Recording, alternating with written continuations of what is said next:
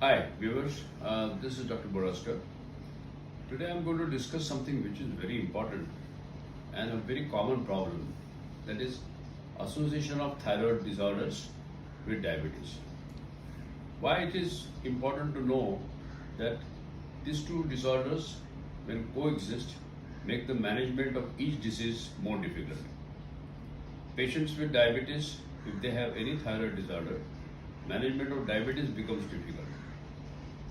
And also the treatment of thyroid becomes difficult if they are on various anti-diabetic drugs.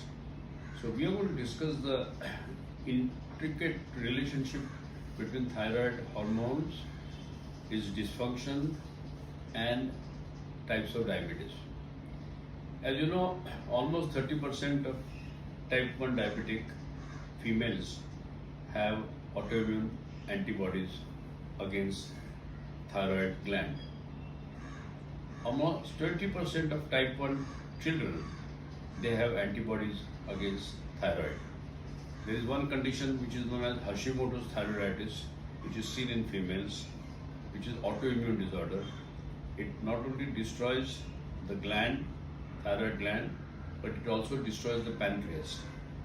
So these are many conditions which are actually of a very difficult origin. We call them autoimmune disorders, and they are saying together makes the management of each disease difficult.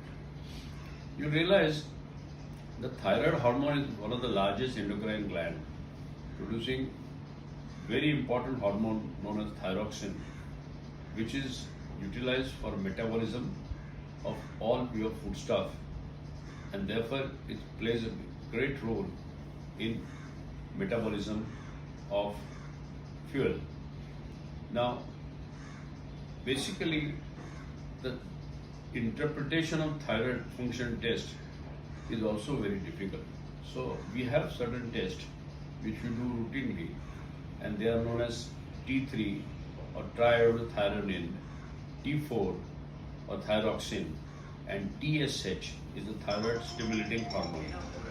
And therefore, these hormones are routinely done whenever we do test for diabetes related complications, when we want to do the echocardiography, ECG, creatinine and various parameters. T3, T4, TSH is asked routinely nowadays. Therefore, interpretation of these reports make it very important for us to start treatment at the right time. It's very strange that the treatment of hypothyroidism, which is only 200 rupees per year, but the investigation involved may run into thousands. And therefore, it is wrong on our part to see any person with vague symptoms, particularly females who come to your clinic with multiple symptoms which you cannot really label under any disease, and we tend to feel that the girl is a neurotic or she is psychotic, and we treat her with antidepressants and treat her with sedatives, and only thing that we don't ask is to do a test for TSH or T3, T4, where the treatment is so simple. And therefore, hypothyroidism, remember that this condition is a third common condition after diabetes and obesity. And therefore, by sheer commonness, one should suspect in a person who has unexplained weight gain, unexplained mood swings, unexplained swelling of the feet, swelling of the face, and delayed menses or menstrual irregularities. These people should be subjected to T3, T4, TSH.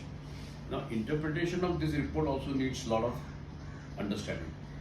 In normal person, the T3 and T4. T3 is the one which is get converted from T4.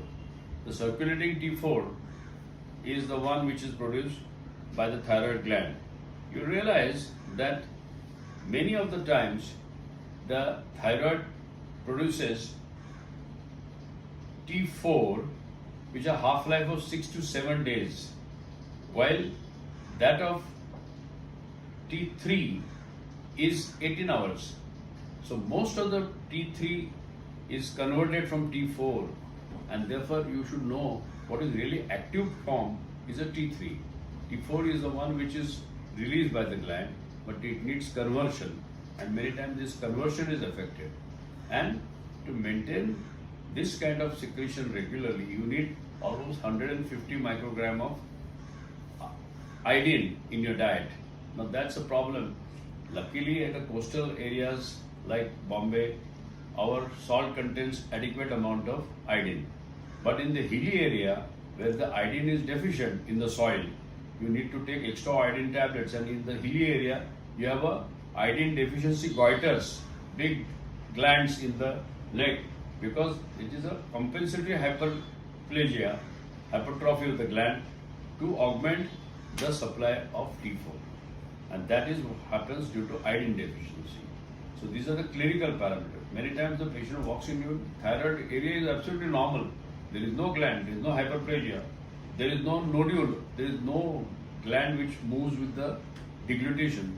So thyroid looks apparently absolutely normal. Even if you feel it, you don't get any granular feeling or nodular feeling. But you need to do the assays of T3, T4, TSH. Many times you have a normal T3, slightly elevated T4 or normal, and a normal TSH. Now, each gland plays a very important role in controlling thyroid secretion is a pituitary gland. The pituitary gland, under its command, sends a hormone known as TSH, thyroid stimulating hormone. As soon as the thyroid function is slowed for various reasons, the pituitary gets the feedback saying that the thyroid is less. It sends the TSH. The TSH stimulates thyroid gland, and therefore you get normal thyroid, T3, normal T4 or slightly high T4, but low TSH. But it is a compensatory mechanism. As soon as the TSH falls below a certain level, then you get symptoms of hypothyroidism. So TSH is a very important hormone which we need to interpret in a way. Many times normal TSH can still be augmented by pituitary, and the gland is doing a compensatory work, but it is under stress, and therefore TSH interpretation is very important when you are trying to treat diabetes and thyroid disease.